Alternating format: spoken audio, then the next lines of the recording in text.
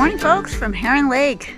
You're gonna have to pardon my appearance this morning. This is the second day we've been camping here at Heron Lake State Park here in northern New Mexico, and yesterday was quite windy, so I didn't do much filming because of the wind noise. We had to set up camp and the wind really continued until dark, and so now the following morning it is beautifully still. I am not a glamorous camper. We are tent campers, and it was actually quite cold last night, so keep in mind that this area of New Mexico is a lot colder than what you would think. So I probably should have brought a few more blankets. So it was a little bit of a rough night, but it is beautiful this morning. We are headed out to do a little bit of fishing here at the end of this point. We are staying in the Brushy Point campground. And as you can see, as I show you as we try to walk down, it's a brushy mess from the campground down to the lake. But it's a nice area and the campsites overlook the water. Now today I'm going to stop by the visitor center and I'll take you to all the different campsite areas so you can see the different areas and see where you might want to stay if you ever visit this area.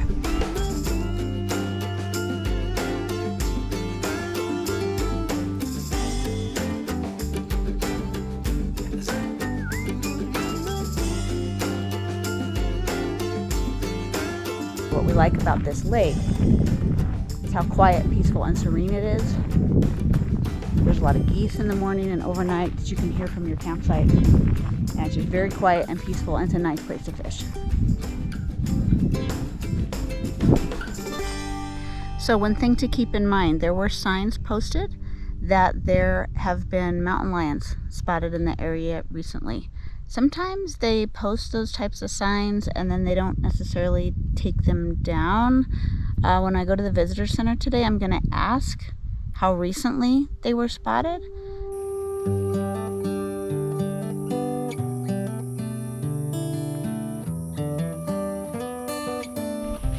The wind is just now starting to pick up. We had a super still morning and it's exactly noon. That's usually when the wind picks up around here. I stopped in at the visitor center. I asked some questions. The mountain lion signs in the area are very general. This area is a popular area for mountain lions. Plus, there have been some recent sightings. So what he did tell me is he did assure me that they're not interested in humans because there is a large population of deer and elk in this area, so that made me feel a little bit better. However, just know that they are here. I would be scared to death if I saw a mountain lion, so I don't like to go out on the trails by myself, walk around by myself at night. You know, something to consider. He also said there's bobcats and there was a bear at one of the campsites going through the trash recently, not the place we were at. So I'm going to take you through all of those. This is June of 2023 and the water is not currently in service at the state park. Now the visitor center has running water, so if you need it desperately, you can come use the restrooms here at the visitor center. But there are some restrooms at some of the campsites that are supposed to have showers and waters, but it's not currently in service. So keep that in mind. You may want to call up here before you come if that's an issue for you. Inside the visitor center, they have this beautiful window that overlooks the lake, and they have viewfinders and binoculars that you can use if you want to look for wildlife while you're here. So they're very nice. They also sell maps, or they actually have free maps. They're very nice inside the visitor center. They actually have firewood for sale if you need it. They have plenty of maps, and look at this little pocket guide, little trail map. Now from the visitor center to the dam is a 5-mile path called Salmon Run Trail, and then from the visitor center east it's called East Meadow Trail, and you can go 2.5 miles that way to an overlook. I've seen mountain bikers on the trails, and I've seen walkers and hikers, so whatever you're interested in, it's a beautiful place to spend your weekend. And it is Father's Day weekend, and I'm shocked that it is not very crowded. So maybe because of the lack of water service, people have steered away. We're tent campers. We bring our own water when we camp, so it's not really an issue for us. Willow Creek and Blanco sites is the first main campground, and this is a big area for RVs. They have a dump station right as you walk in, and I do remember that this particular site had the running water and the showers. I told you it's closed right now, but for future reference that's good. So I'm going to drive around a little bit and see if I can see any campsites that I think would be ideal for overlooking the lake. I'll show you and let you know. Other than that, we'll do a drive-through and then I'll take you to the other campsites.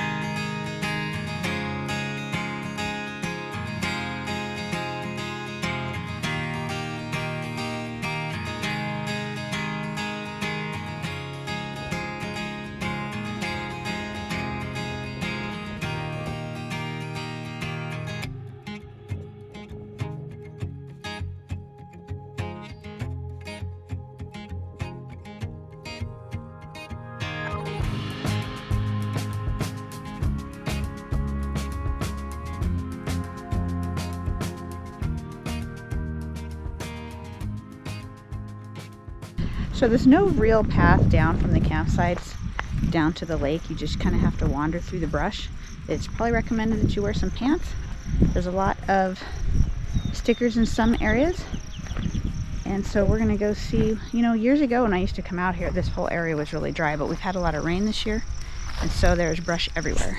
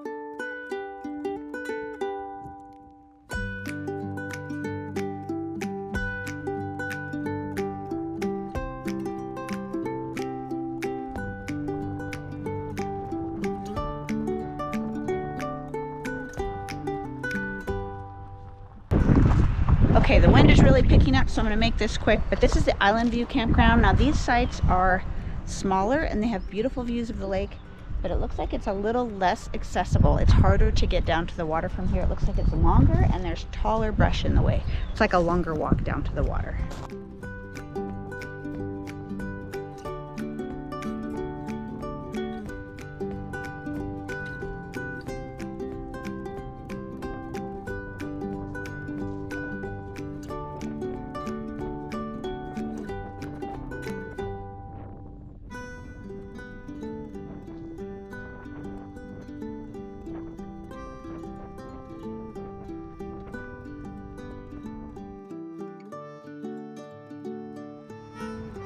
I apologize in advance for the noise, but this is a really cool area that I remember from years past. And so this is the Rio Chama Bridge and Trail, and it's a pretty steep path down to the river. Now, since, gosh, for probably the last at least 5 years or more, this area says it's been closed for construction.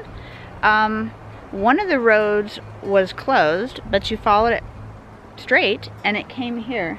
I can't see yet if the steps down to the river, I think that's what they're rebuilding, but I don't know, maybe they started and never finished. But the views here of the canyon are really pretty down to the river, so I'll show you what you can see here.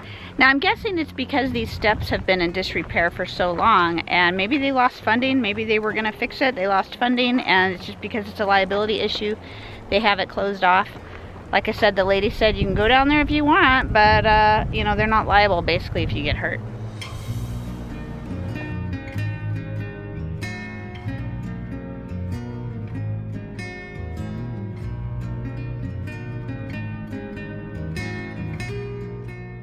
We have special trout water here, green chili water. Just another little taste of New Mexico. Basically, what you can see down there is you've got some steep wooden steps, and then once you get down, it's more of rocks. And you know, they make ledges to make steps, but it's very steep, and you go all the way down, and then when you get to the river, there is some bridges that cross the river, and I don't know what kind of state of repair the bridges are either. So there was a series of hiking trails in that area, but we just like walked down, and I think we attempted to fish down there, and there was a lot of brush and we kind of had a rough time.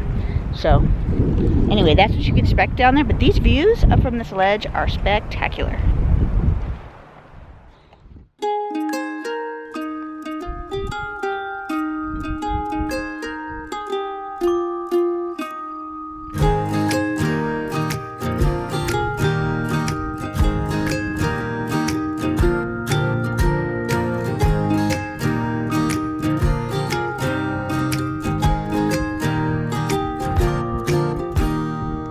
is the Ridge Rock Recreation Area, and it's right here by the dam.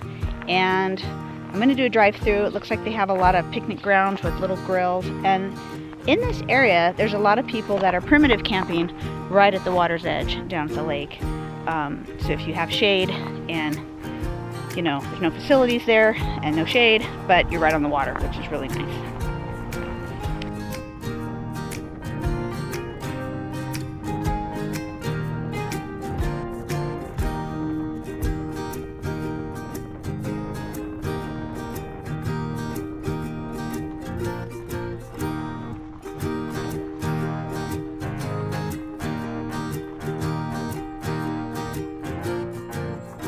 Whatever you're into, be it hiking, biking, walking, fishing, boating, without a motor, this is a great place to come.